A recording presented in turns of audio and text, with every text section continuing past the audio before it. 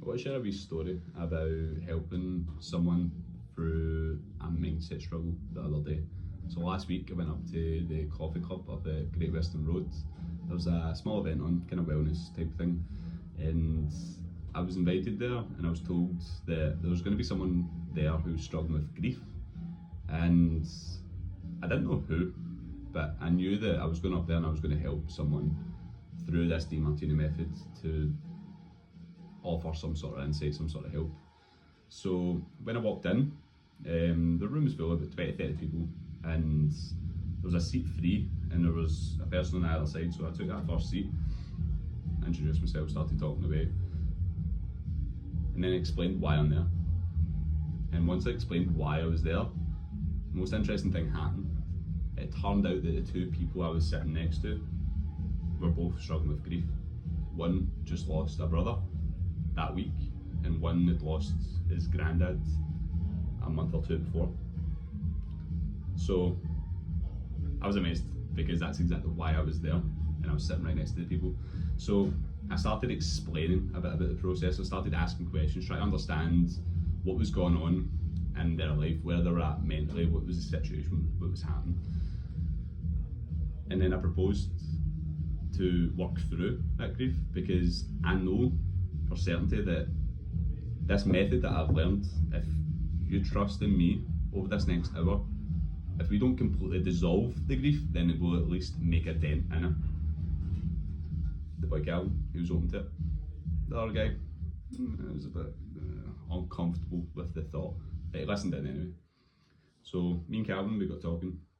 We sat down for an hour, started asking him questions. I'm not going to go into specifics here, but the questions I asked him were directly from the method. Literally, it's all good. You know, I'm going to continue. From me out. So, yeah, I started asking questions through that method. He'd answer them with a pen and paper, just talking, writing, literally just face to face with one another. And then what happened was, with each question, each column that we completed, we helped him recognise that the things that he was missing most in his granddad, things like his discipline, his commitment to his family, his focus, among other things, these admirable traits, we started to recognise, well, since he passed away, well, where is it now? It's not missing, it's there somewhere, so where is it? And we found it. And then we started to look for this kind of balancing perceptions, where we try to find the drawbacks of the old firm, because no trait is all positive. The most admired and positive things in people also have a downside, so what is the downside?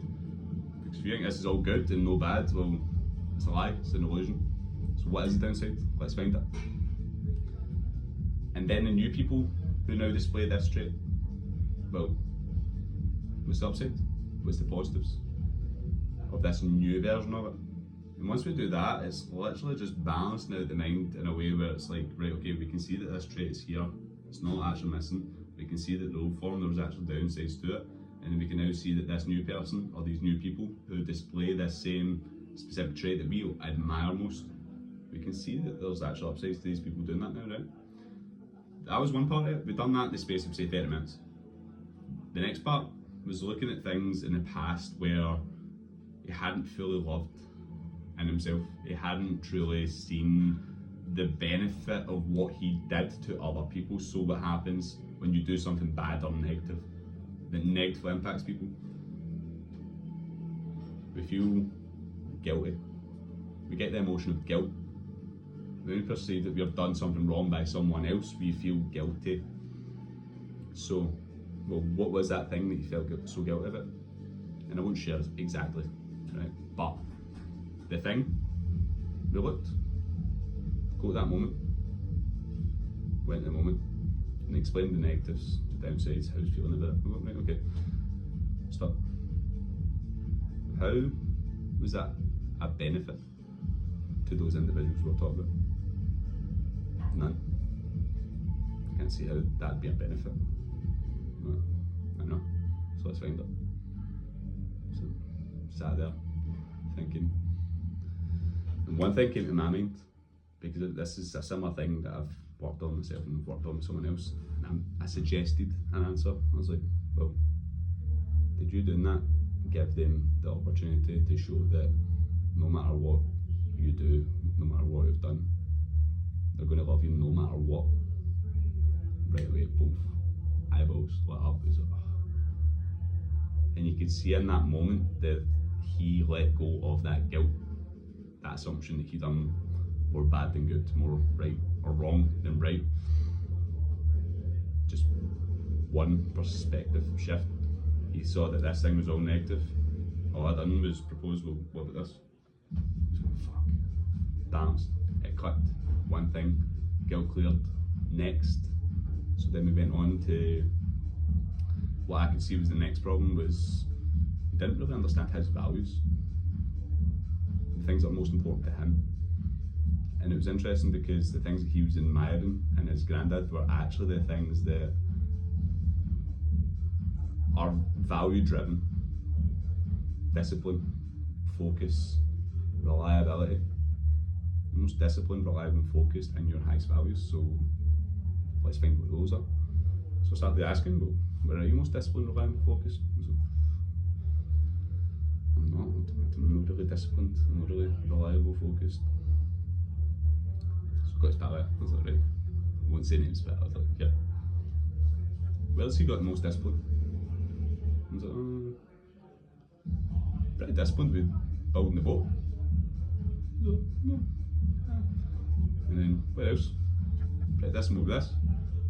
Pretty disciplined with that. And each time they said it, it's like, well, can you see that? Yep. Can you see that? Yep. Can you see that? And he was just acknowledging where he was already disciplined, reliable and focused. And then we asked some more questions about like, well, what do you fill your space with? So I looked about, what's he got? What did he spend his time on? Where's he have the most energy? And he then started to realise, holy fuck, this is what's important to me. I do have these things. And then another thing was the expectations. So I helped him understand, like, you're trying to live someone else's expectations and someone else's values, the injected values from, say, other family, other friends, and what other people want from you. And it's because you don't even know what the fuck you want. You don't even know what the fuck's important to you, but it's there. The evidence is there in your life right now, and all you need to do is look. But you just haven't been given the opportunity to see, because you haven't had the opportunity to learn to ask the right quality questions. And that's all I helped him do. I just helped him ask quality questions. And after that, he saw it different. He realised, right, he understands. It's simple. He has clarity. He understands he can't live in other people's values. He can't live up to their expectations because he is his own individual. They're their own individuals. You can only live inside your own values and try to live by someone else's expectations and their values. That's only going to lead to frustration, beating yourself up and feeling down and drained. And that's not the problem. The problem isn't feeling down and drained and frustrated and depressed. The problem is that you don't know who the fuck you are. You're not being who you are because you don't know who you are, and you're certainly not loving who you are because, again, how the fuck are you meant to love yourself if you don't know yourself? That's the importance of values. So, shifting the expectations, letting go of them, focusing on your values, what's most important to you, who are you? Who are you? Knowing who you are. Once we knew that, shifting the perception of loss, recognising that it's a transformation. Of course, there's no loss without a gain. It's a universal law. So, find it. Let's recognise and appreciate the transformation. And that's what we've done. So in the space of an hour of meeting this guy, cleared the grief, helped him find out who he was, helped him shift some guilt, the assumption that he'd done more wrong by these individuals than right, and letting go of injected values and I guess try to people please and live up to other people's expectations. 1 hour. And that's the power of this mindset work, specifically Dr. DeMartini's method and his values application. And I just wanted to share this video because I love it. I love this work. and the people need to know. So that's all for me. With gratitude.